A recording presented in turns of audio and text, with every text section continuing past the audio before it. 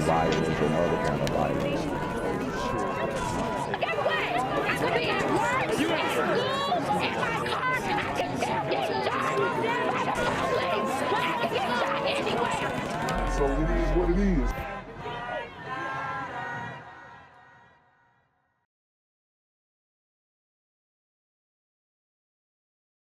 What's good, YouTube? It's a Black Gen Z Mindset. Make sure you go ahead and like, comment, share, subscribe.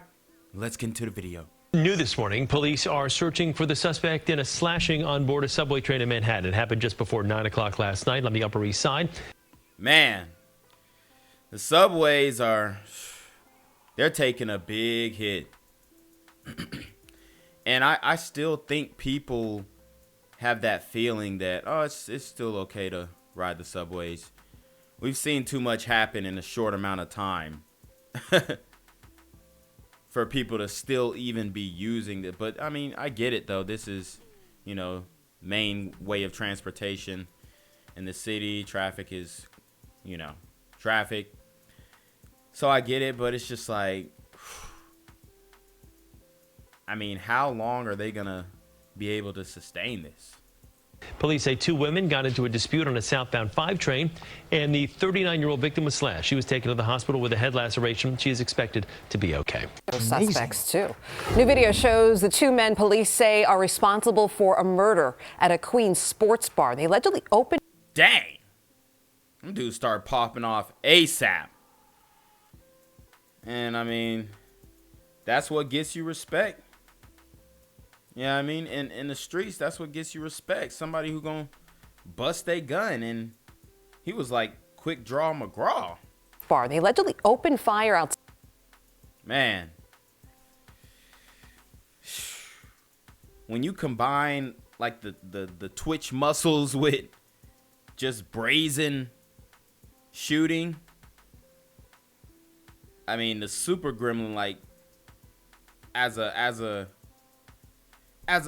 like a dude who's like riding in the streets for real like that, unmatched. Now obviously, there are other entities that can keep it at bay, but right now they just let them loose. Outside the Cozy Corner Bar and Lounge in St. Albans, hitting 33-year-old Daquan Orr in the chest and killing him. The suspects then drove off in a dark... Dang, bruh. Took out Daquan, bro. Took out Daquan. And I wonder what this dispute was over. Probably nothing. Maybe they told him to leave. Maybe they got to beefing over a seat. Spilled a drink. Who knows? Suspects then drove off in a dark Nissan Sentra. If you recognize these men, you are asked to call police. Whose baby mama Nissan Sentra were they driving? Come on. That was not their car.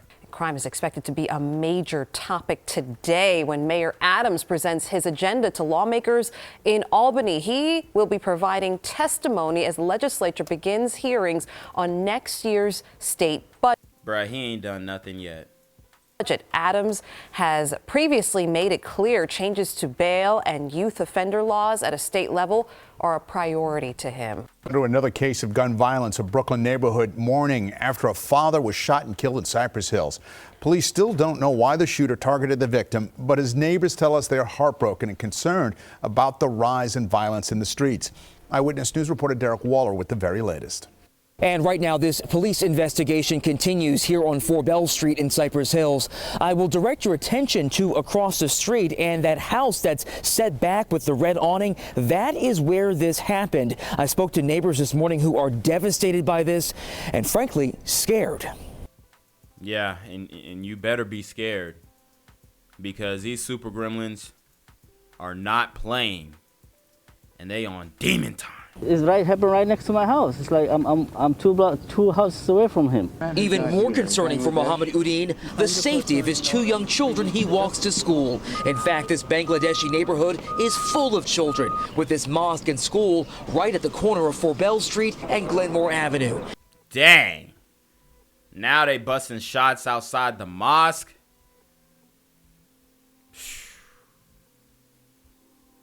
Different. It's also where neighbors say 36-year-old Mudassir Kandakar prayed with his wife and young son. We know him, he's very well.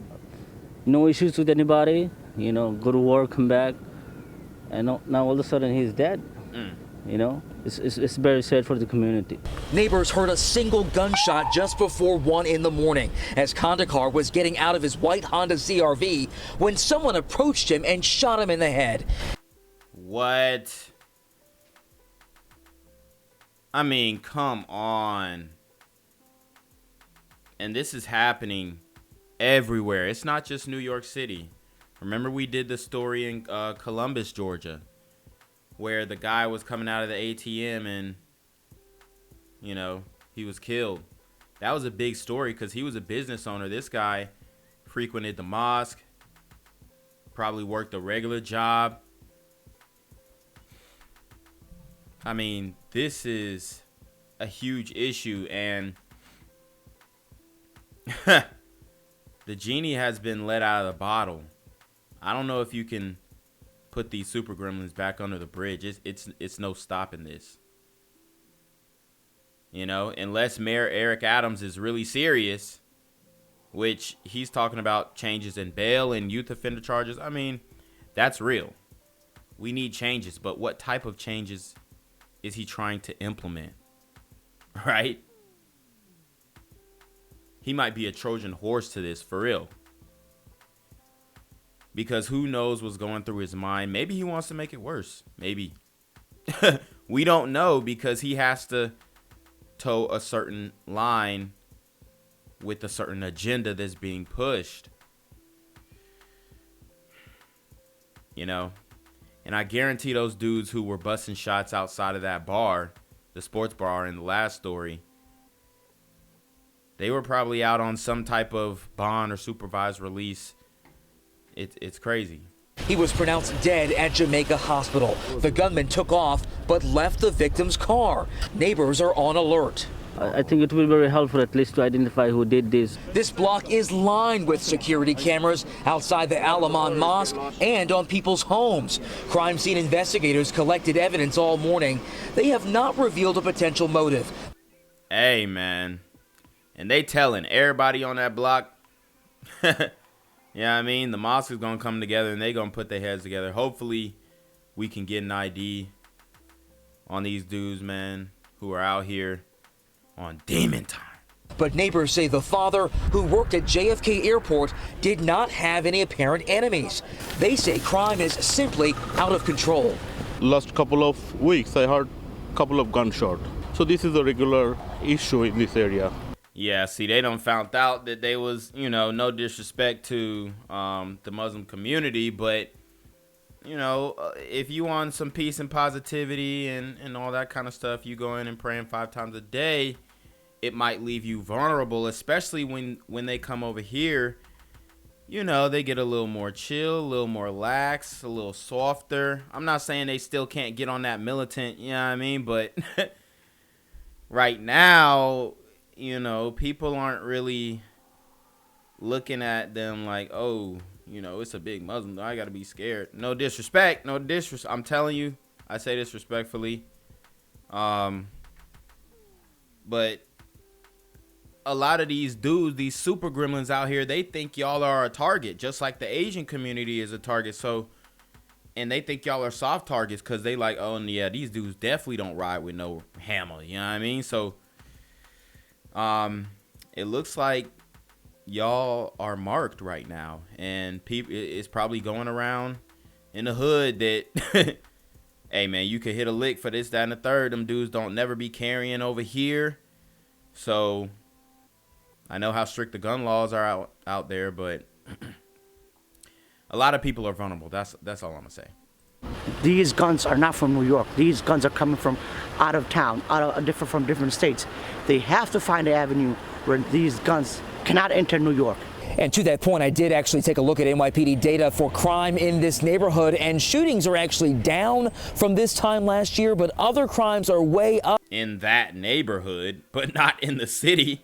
up, including grand theft auto, felonious assault, burglaries, and robberies. New tonight, a woman in East Flatbush on her way to work is stabbed to death, and police sources say it was a random attack. CBS 2's Alice Gaynor spoke with her heartbroken sister, who says she wasn't even supposed to be at work that day. I never see her anymore. He took her away. Myrtle Clark Avis says her sister, 50-year-old Dorothy Clarke Rozier, likely never saw her attacker coming. Clarke Rozier was walking to her nearby job at Pathmark Sunday morning around 5:30 when she was stabbed in the back. These super gremlins are dirty. Gonna kill the old lady, bro. And this kind of reminds me of that story in LA where the homeless super gremlin had killed that older woman while she was going to her job as a nurse. This is tragic, bro. But I'm telling you, these super gremlins do not care about women or children.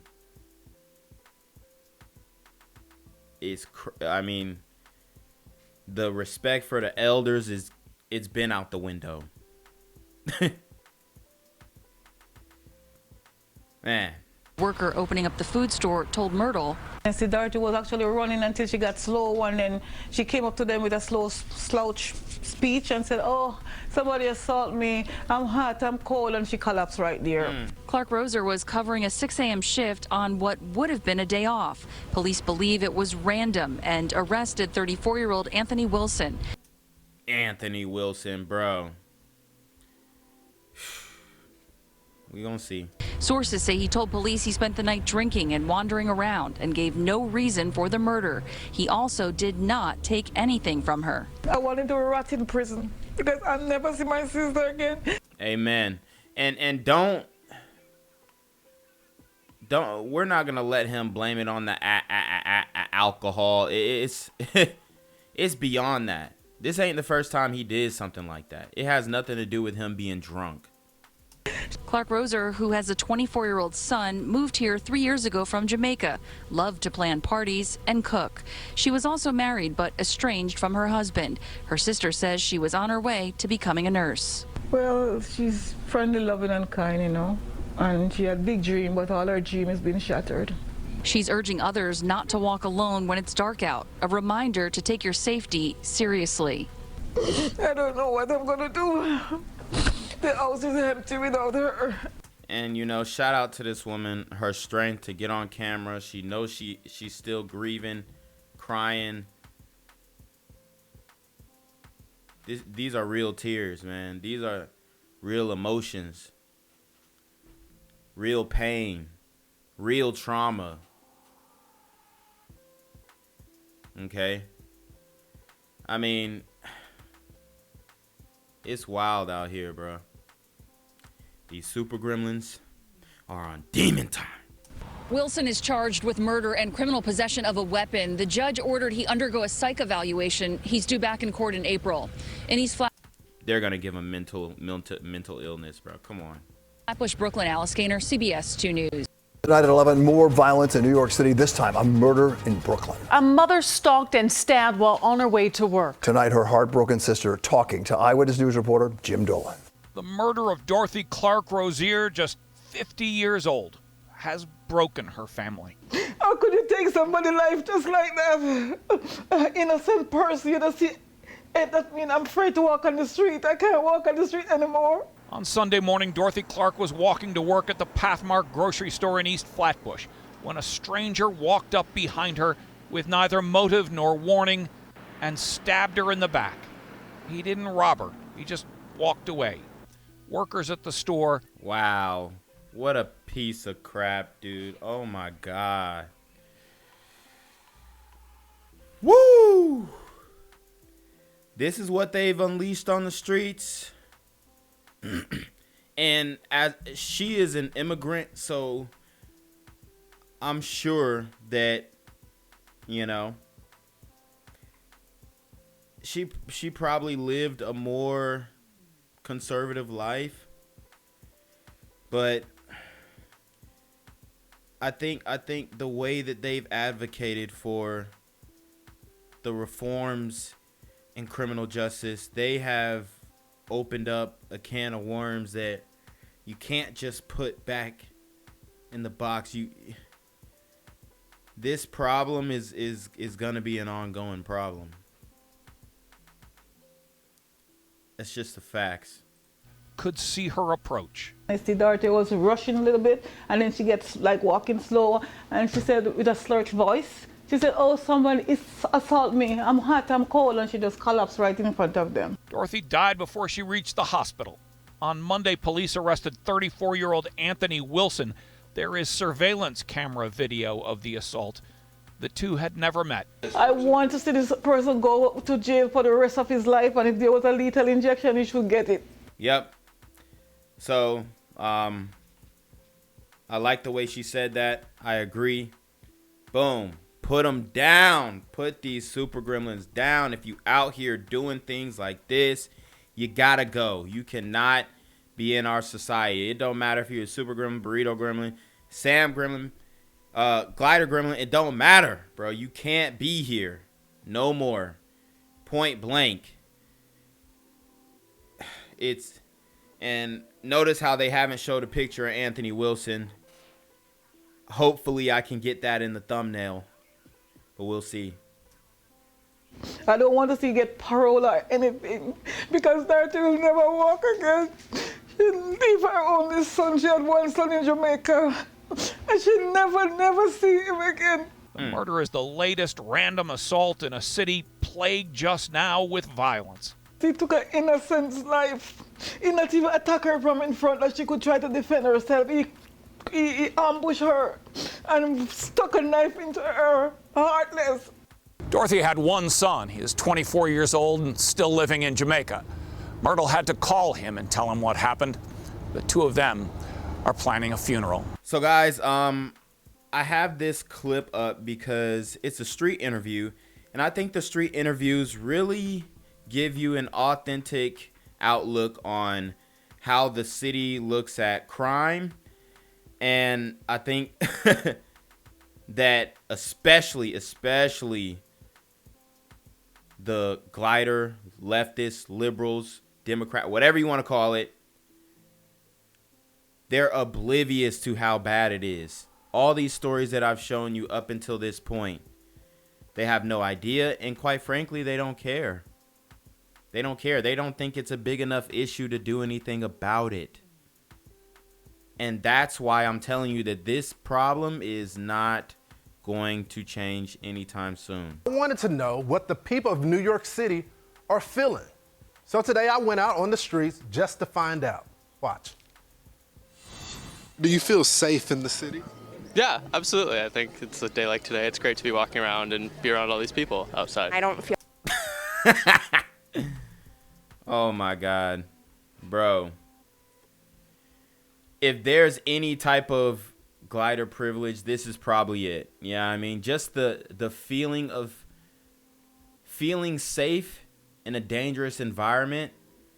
But I think that's more of their mindset. I don't even think that it's a privilege given to you by by a system or the powers that be. Cause look, buddy right here, this is the first dude I spotted, cause I be people watching. Like, I see buddy right here, yo, you ain't safe. If he walking behind you, you ain't safe. Feel unsafe walking around or doing anything? Absolutely. I think I trust the police force a lot, and I think that the city is back and rejuvenated, and so there are people out all the time, and yeah, I feel safe. Do you feel safe in the city? Yeah, I do. Well, sisters, come on. Come on. Don't do us like that. I mean, yeah, I feel safe. Do you feel safe in the city? yeah, I do. Well, I've not had any experience with crime. I think New York City is fairly safe, and Wow. I mean, this isn't gonna age well. And that's why when I do these stories, I do try and get a glimpse of where they lean politically, because it matters. Because when it happens to you, Now you want something done, but when it's happening to other people, you don't care. If I were to show them the past few stories that I mean, they wouldn't even believe it. I just don't walk around being afraid. It's always lights on. There's police all over. Yeah, I love New York. As a young woman, I definitely always have to think about my surroundings. I'm not like walking around scared all the time, but I think it's always a thought like, oh, it's 11 o'clock. Maybe I should take a certain way home. A certain way home. And what detour? Who do you think she's avoiding when she's taking that detour? Who do you think she's avoiding? Put it in the comments. Incidents are serious, but I feel safe. If you're out during the day and not roaming around in the middle of the night, maybe I might not feel as safe, but I do feel safe. I feel safe walking on the street. I've been here 12 years. Stop Asian hate. That could have been you on that subway. Could have been you. Could have been you. I think overall I feel safe, yeah. Currently, yeah. I mean, I'm with my friends. I'm with people that make me feel safe. So, I mean, as long as I'm not alone, I feel safe. So in New York, yes, I do feel very safe, but I might not have the right perspective because I wasn't here when it was really bad in New York. When it's bad now. When it was really bad. Now, wait just a minute. Just so we are clear, in spite of these cold hard facts on your screen, look at the numbers. Overall crime, transit crime, shooting incidents. They feel like it's okay. I learned today that all of this is being accepted. It's almost as if it's being normalized. I left that part beyond stunned. Frankly, I didn't expect those responses. But I wasn't the only one. The former cops who were there to give me protection that day were left speechless. One even said this is why he retired, especially when he heard this. Like I said, man, happens. People always try to save each other, but like, cops are sometimes they deserve it. But I understand they're trying to protect us. They're doing the best they can, but like, to an extent, all cops are bastards, you know. Wow. So she's got the choker on, obviously. You know, she a modern thought, modern feminist type chick. She says all cops are bastards. I mean, and she's referring to the officers who were shot and killed. She said, "Ish happens."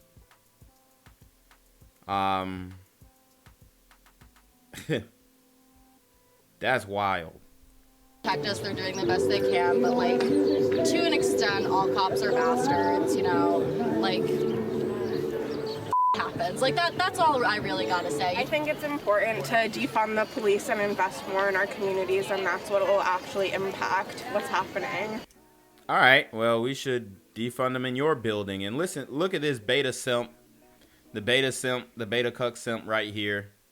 He's like, oh yeah, honey, that sounds like a great idea. Oh my God.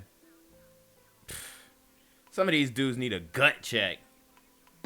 And I don't feel unsafe walking around or doing anything. There's been 5 officers that have been shot in the last month. 2 of them were tragically killed. What do you think about what is driving that? I don't know what's driving it. I think it's like terrible that they lost their lives, but I don't think that the two are necessarily related. With everything that's going on, they still want to defund the police. And just so we're clear, all those conversations that we were having, that was everyone. That was everyone. I couldn't find anyone that said that crime was high right now. Gang violence and other kind of violence. Get away!